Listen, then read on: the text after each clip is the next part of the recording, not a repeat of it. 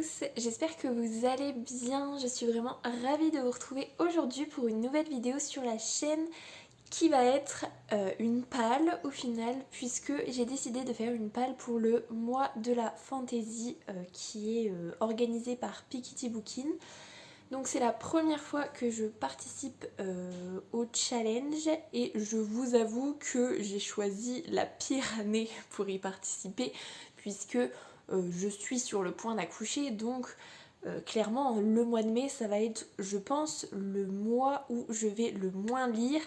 Donc clairement me lancer dans un challenge de fantasy c'est peut-être pas la meilleure idée du siècle, mais j'avais super envie en fait de faire ma palle et de mettre un petit challenge quand même. Donc je vous fais ma palle, ça peut éventuellement donner des idées.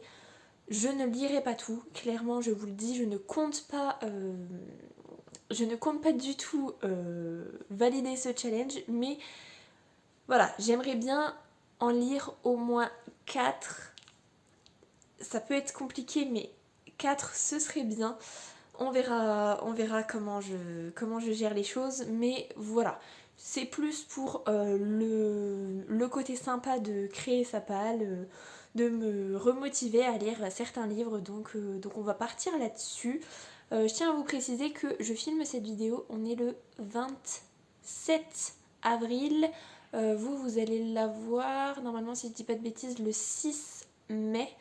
Donc comme je vous disais, hein, j'essaye de tourner en avance pour ne pas avoir trop de jeudis qui sautent. Donc voilà, actuellement en fait vous êtes le 6 mai, mais moi je suis le 27 avril, donc il a pu se passer énormément de choses entre temps, donc voilà. Et je vais arrêter de blablater et on va s'y mettre parce que mine de rien il y a quand même du boulot. Alors, je me munis de ma feuille où j'ai répertorié en fait les différentes catégories et sous-catégories pour que ce soit plus simple. Donc, si vous me voyez regarder en bas, c'est totalement normal. Donc, première catégorie, c'est bien au chaud dans notre monde. Et première sous-catégorie, nous avons appris. Donc là, il fallait trouver un livre où il y avait une école, un apprentissage, une formation. Et je vous avoue que ça a été le plus dur à trouver parce que je voulais prendre ce que j'avais déjà dans ma liseuse en fait et ce que j'avais dans ma bibliothèque, et je me suis dit en fait finalement j'ai pas tant de trucs que ça avec une école ou avec un apprentissage. Donc c'était pas de la tarte, et finalement en farfouillant sur mon application, je me suis rendu compte que Engrenage et sortilège d'Adrien Thomas, je ne sais pas trop. J'ai pas lu le résumé, mais en gros dans les 2 premières lignes de la 4e de couverture, c'est marqué qu'il y a 2 personnages qui ont été élevés à l'académie de je ne sais plus quoi. Donc qui dit académie dit sorte d'école, donc ça rentre parfaitement dans cette catégorie. Et je me suis empressée en fait de le mettre parce que Engrenage et sortilège, ça doit faire 2 ans, voire même plus, que je l'ai dans ma pile à lire. Et j'ai toujours pas, je me suis toujours pas lancée. J'en ai entendu beaucoup d'avis positifs, donc il serait peut-être temps finalement. Je ne vous promets pas que celui-là sera lu, pas du tout, mais pourquoi pas. Je pense que ça peut se lire assez vite, donc voilà. Mais dans cette catégorie, je pense qu'il rentre parfaitement. Donc, bien au chaud dans notre monde, nous avons vécu de longues aventures. Donc là, il faut choisir un tome de saga, enfin qui s'inscrit dans une saga. Et là, tout de suite, en fait, quand j'ai vu la vidéo de Piketty sur son annonce des différentes catégories, je me suis dit que j'étais obligée de choisir celui-là parce que en termes de saga, je pense qu'on ne peut pas faire plus. Donc j'ai choisi de mettre le tome 1 de La Roue du Temps de Robert Jordan. Donc c'est L'œil du monde que j'ai aux éditions Bragelonne. Donc déjà éditions qui sont plutôt belles, hein, clairement. Je vous l'avais présenté dans mon dernier book haul. Honnêtement, je ne sais plus trop de quoi ça parle. J'ai de vagues souvenirs de ce que ma maman m'en dit. Mais on va suivre 3 jeunes gens qui partent à l'aventure en fait dans un monde totalement de fantasy.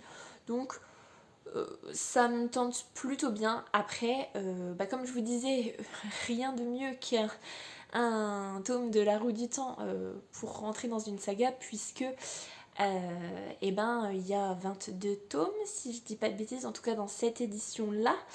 Donc clairement on est sur une saga et une plutôt grosse saga. Donc voilà, il faudrait que je me lance. Ça peut être l'occasion. Il est pas si gros que ça. Bon, c'est pas écrit très très gros dedans, mais bon. Je ne sais pas. Celui-là, c'est pareil. Je ne sais pas si je vais le commencer au mois de mai ou pas. Je sais pas si je vais réussir à le lire. Quoi qu'il en soit, c'est prévu en 2021, ça c'est sûr. Mais bon, voilà quoi. Donc, La Roue du Temps, je pense que voilà, c'est clairement une valeur sûre pour un tome de saga. Enfin, pour cette catégorie, il rentre parfaitement dedans. Ensuite, donc la sous-catégorie suivante, donc bien au chaud dans notre monde, nous avons rencontré des gens exceptionnels. Là, il fallait trouver un livre avec de la sorcellerie, de la magie, et évidemment, tout de suite, j'ai pensé à celui-là. C'est pareil, je vous promets pas de le lire parce que sinon je ne lis que celui-là, et encore, je pense qu'il va me falloir 3 mois pour le lire.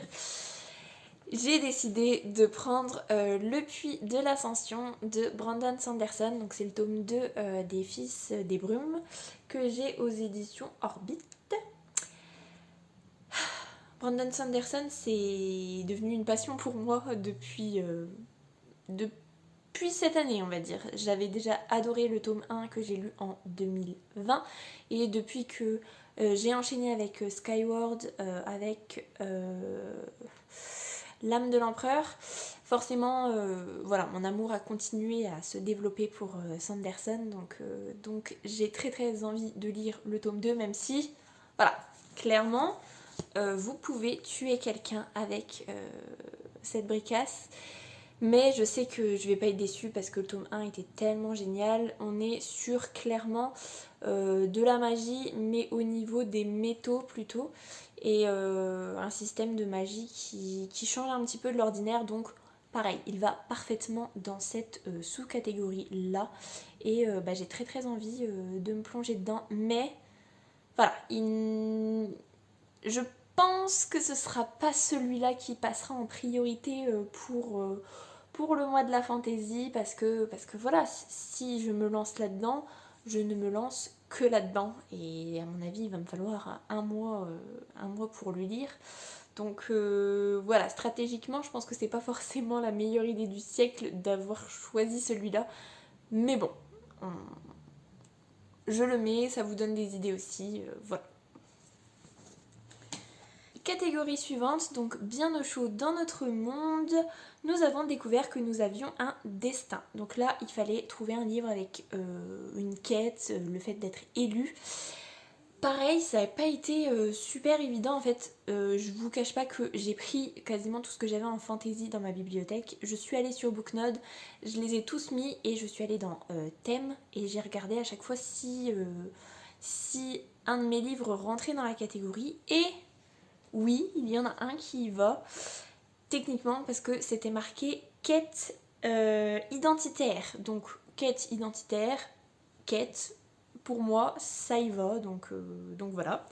Et j'ai décidé de mettre Le Puits des Mémoires, donc c'est le tome 1, La Traque de Gabriel Katz, que j'ai aux éditions Pocket. Donc celui-là, c'est ma maman qui me l'avait donné en vue de le faire lire à mon chéri, mais comme mon chéri, à part des mangas, il ne lit pas, voilà, c'est pas possible. Donc mon chéri ne le lira très certainement pas. Mais voilà, moi je pense que voilà, il est petit. Gabriel Katz, j'en ai entendu énormément de bien et j'en ai jamais lu, donc je pense que ça peut être cool de commencer là-dessus. De ce que j'en sais, on va suivre 3 personnages qui ont un trou de mémoire, qui sont un peu prisonniers en fait et ils vont devoir se sortir un petit peu de la situation dans laquelle ils se trouvent sans avoir de souvenir de ce qu'ils ont fait et pourquoi ils sont là. Donc je crois que c'est à peu près ça. Et je sais que si ma maman me l'avait donné pour mon chéri, c'est parce qu'il y a un côté jeu de rôle, d'après ce qu'elle m'en a dit, enfin que ça fait un petit peu effet jeu de rôle. Donc pour le coup, je n'apprécie pas plus que ça en fait de jouer à des jeux de rôle parce que je trouve qu'il y a trop de temps de latence en fait entre le moment où on joue et son tour suivant entre guillemets, même si techniquement toute l'équipe s'entraide, mais voilà, quand je le vois jouer à ces jeux de rôle, je me dis que moi je pourrais pas, c'est trop, il y a trop d'attente, trop de moments de flottement entre guillemets. Mais à lire par contre, je trouve ça super cool, donc à lire ou à écouter d'ailleurs, hein, parce que des sortes de jeux de rôle à écouter, j'en ai écouté aussi pas mal et ça m'a totalement plu. Donc voilà, si vous êtes curieux, bah celui-là il peut être totalement bien. J'ai plus d'espoir de le lire celui-là parce qu'il est petit et il fait 380 pages. Pourquoi pas? J'avoue que je vais peut-être me diriger plutôt en priorité vers les petits livres. Donc voilà, je vous en reparlerai de toute façon si je le lis, mais pourquoi pas. Donc voilà, on est arrivé au bout de la première catégorie. Deuxième catégorie, c'est nous traversons la forêt. Donc, nous traversons la forêt et commençons le périple. Donc là, il fallait trouver un livre qui parle de voyage. Et c'est pareil, j'ai un petit peu bidouillé pour que ça passe. Et j'ai choisi de mettre Le Dernier Hiver de Samwise Didier. Que j'ai aux éditions 404. Je l'ai eu dans ma box Once Upon a Book de Noël. Oui, de Noël. J'avoue que il n'était pas dans mes priorités en termes de lecture, mais je me disais, je pense que ça peut être assez rapide à lire, surtout que on est sur plutôt un roman illustré en fait. Je pense que ça peut se lire assez vite et en plus les pages elles sont super épaisses. Donc voilà, et si j'ai choisi de le mettre, c'est parce que dans la 4e de couverture, ça disait qu'il y avait plusieurs clans qui vont devoir s'associer pour défendre leur territoire. Et c'est marqué menés par les aînés des Pandirs, les clans doivent se diriger vers les monts Deizirmir pour une ultime confrontation. Ils doivent se diriger, donc techniquement c'est comme un voyage. Donc on va dire que ça passe totalement. J'avoue que là, peut-être que je triche un petit peu, mais je pense que ça peut le faire totalement. Et puis de toute façon, honnêtement, je crois que j'en avais pas trop d'autres. La roue du temps, je pense qu'il y va. Je pense que la roue du temps, en fait, va dans quasiment toutes les catégories. Peut-être pas la première, mais à mon avis, toutes les catégories. Donc, voilà, au final, j'ai quand même envie de voir ce que ça va donner. Ça fait très jeu vidéo pour le coup, mais ça me tente bien puisque je suis pas du tout fermée aux jeux vidéo, au contraire. Donc voilà, je pense que celui-là il sera lu. Surtout que, je sais pas si je vous l'ai dit, mais donc on est le 27 avril, je pense que je vais commencer le challenge aujourd'hui. J'ai fini la lecture que j'étais en train de lire là, juste avant de tourner, donc du coup, il faut que je me lance dans une autre lecture et j'avoue que j'ai envie d'utiliser les 4 derniers jours d'avril pour commencer le challenge puisque je pense que j'ai des circonstances atténuantes. Voilà, c'est pas de la grosse triche de commencer 4 jours avant. Donc je vais peut-être partir sur celui-là. Je pense que le premier que je lirai bien, à mon avis, c'est celui-là. Peut-être en parallèle avec un autre, mais à mon avis, celui-là, il sera lu. Donc, nous traversons la forêt à la rencontre des autres. Donc là, il fallait trouver un livre qui parle de petits peuples. Sur le coup, je me suis dit, oh là là, ça va être super dur parce que les fées, tout ça, les failles, j'en ai pas énormément dans ma pile à lire. Et puis après, ça a tilté totalement. Ma maman va être super contente de le voir dans ma palle, mais honnêtement, je pense que ce n'est pas une priorité. À voir si je suis super motivée à un moment donné au mois de mai, du coup. J'ai décidé de mettre Métamorphose d'Anaïs Cross, donc c'est le tome 3 des Lunes de Sang et c'est aux éditions Locomodo. On le voit pas bien avec le reflet, voilà. Petit peuple parce que Évral c'est un nain. Et donc les nains ça fait partie du petit peuple, on va dire.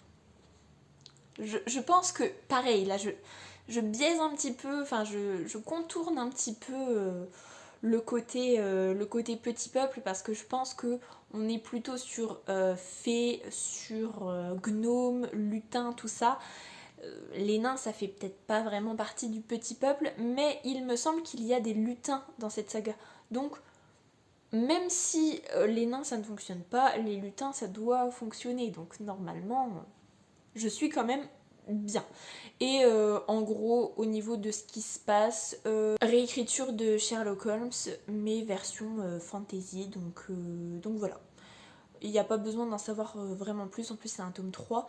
Mais honnêtement, c'est une super bonne saga, c'est juste que je n'ai jamais l'entrain pour me lancer dedans, mais quand je la lis, franchement, c'est toujours un plaisir, donc voilà, peut-être que je me lancerai quand même, je ne sais pas. Je me laisse un éventail de possibilités et puis on verra si je me lance ou pas. Mais clairement, il est prévu quand même pour 2021. J'avais dit un tome par année, donc si c'est pas maintenant, ce sera plus tard. Mais voilà. Donc ensuite, nous traversons la forêt en faisant une partie à cloche-pied. Et là, il fallait se lancer un défi. À la base, je m'étais dit, je vais parler de tellement de livres que je suis sûre de ne pas lire, du coup, je n'aurai jamais le temps de tout lire, que mon défi, ça va être d'en lire au moins 4. Donc, je ne mettrai rien dans cette catégorie. Et finalement, j'ai quand même eu envie de mettre le plus de livres par catégorie pour jouer le jeu quand même et puis proposer des livres finalement. Et j'ai décidé de mettre dans cette catégorie-là Circé de Madeline Miller que j'ai aux éditions Pocket. Alors, Circé, clairement c'est une réécriture de la mythologie côté Circé. Je pense qu'il n'y a pas besoin d'en dire plus. Il me fait super peur. C'est pour ça que c'est mon défi, parce que la mythologie, j'adore vraiment tout ce qui est dieu grec, l'Olympe, tout ça, c'est vraiment quelque chose qui m'a toujours passionnée en histoire. J'ai toujours adoré ces cours-là. Je sais qu'à la fac, j'avais repris des options là-dessus tellement j'avais vraiment surkiffé.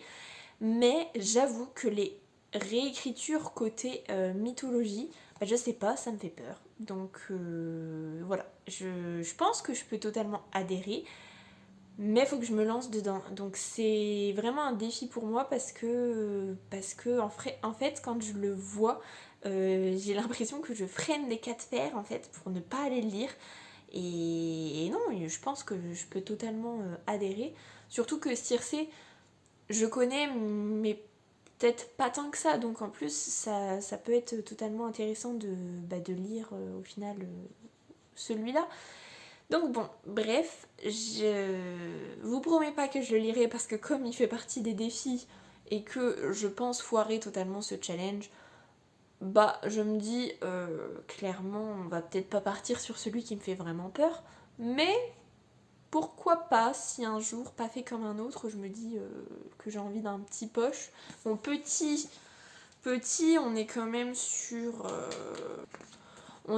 sur du 550 pages, hein, même si c'est du poche, c'est pas si petit que ça, donc voilà, à voir. Je me laisse la possibilité de lire Circé, mais j'y crois pas trop. Voilà. Et donc nous traversons la forêt en la survolant sur la fin. Et donc là il faut des créatures qui volent. Donc j'ai décidé parce que j'avais que celui-là. Soit je vous parlais de relire le tome 2 d'Eragon de Christopher Paolini, mais clairement j'étais sûre de ne pas le relire à cette période. Même si je sais que j'ai décidé de tous les relire, là ça me tentait vraiment pas du tout. Donc je voyais pas trop l'intérêt. Par contre, il y en avait un autre dans ma bibliothèque qui parle de dragons, donc de créatures volantes. Clairement, on est dedans. Et il s'agit évidemment, oh les reflets, c'est terrible aujourd'hui, des mémoires de Lady Trent, donc écrit par Marie Brennan. Donc là, c'est le tome 2, Le Tropique des Serpents, aux éditions La Talente. Je vous le montre peut-être un peu plus près pour qu'il y ait moins de reflets. Ils sont vraiment super beaux. Donc, on est plutôt sur un côté récit historique dans le sens où on est plutôt sur du 18e siècle, on va dire, mais avec le côté anthropologie, avec de l'étude des dragons. Donc, je suis pas sûre que je l'aurais mis en fantasy moi, mais il est classé en fantasy, donc ça passe totalement.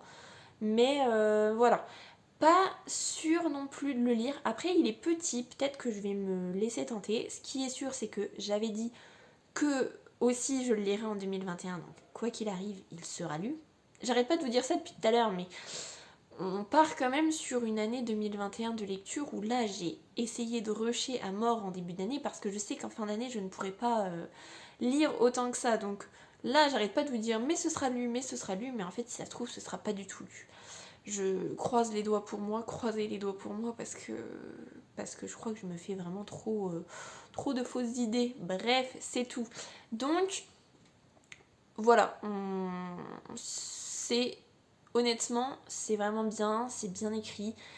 Mais le côté 18e, c'est une époque que j'aime beaucoup regarder en série ou en film. En lecture, il faut que je sois vraiment dans un mood particulier, sinon j'ai un peu de mal. Donc voilà, au final, on verra si je me lance ou pas. Mais il sera lu en 2021, j'ai envie de dire, comme tous les autres. Mais bon, bref. Il rentre parfaitement dans la catégorie, c'est ce qu'on attendait de lui, donc voilà. La dernière catégorie, c'est vers d'autres contrées, et donc vers d'autres contrées pour y trouver l'amour, et donc là il fallait mettre un livre avec une romance à l'intérieur, enfin un roman de fantasy avec une romance à l'intérieur, et je ne vous cache pas que ça fait des mois et des mois que j'ai envie de faire cette relecture et je l'ai mis dans cette catégorie là parce qu'il n'y avait pas mieux au final et j'ai très envie de relire Un palais de colère et de brume de Sarah J. Maas aux éditions La Martinière Jeunesse.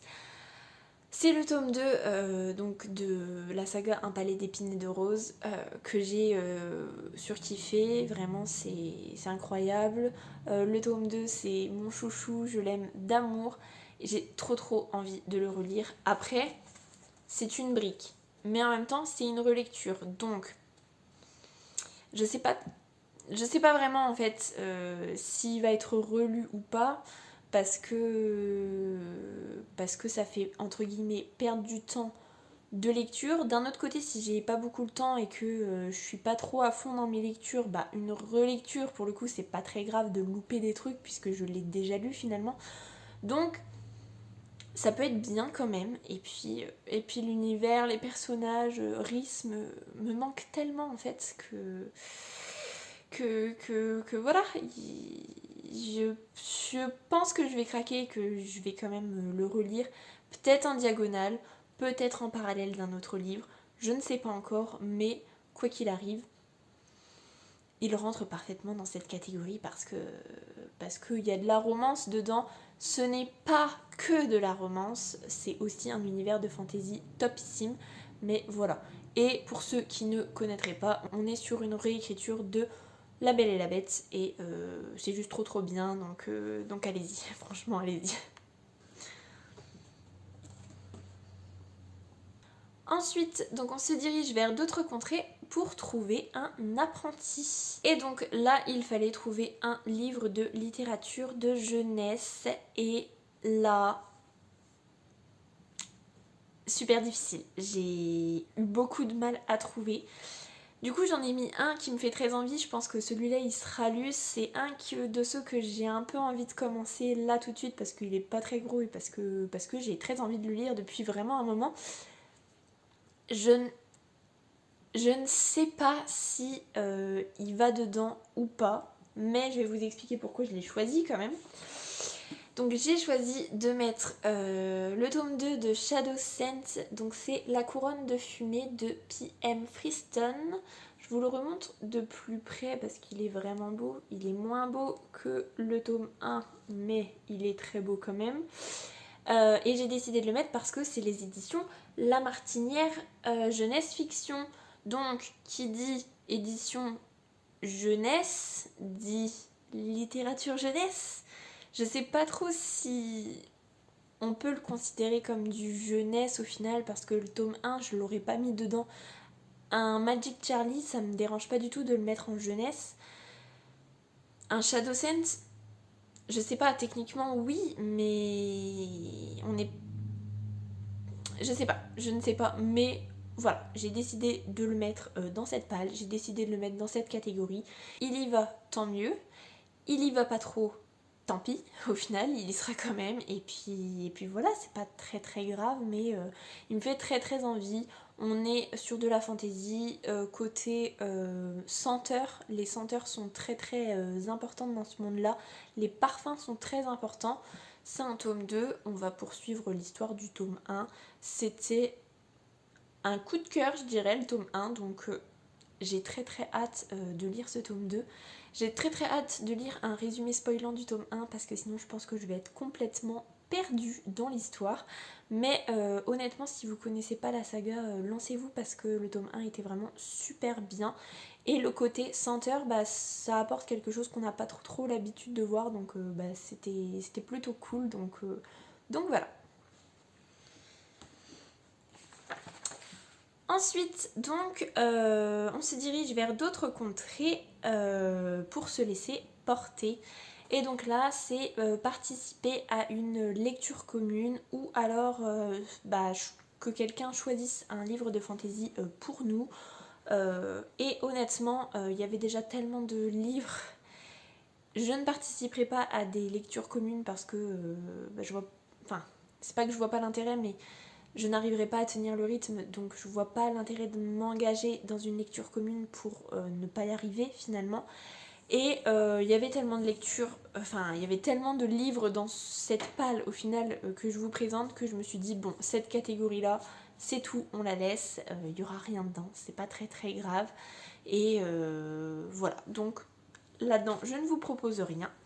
Mais pour terminer, on a qu'on se dirige vers d'autres contrées pour découvrir une nouvelle ville. Et donc là, il fallait choisir un livre d'urban fantasy.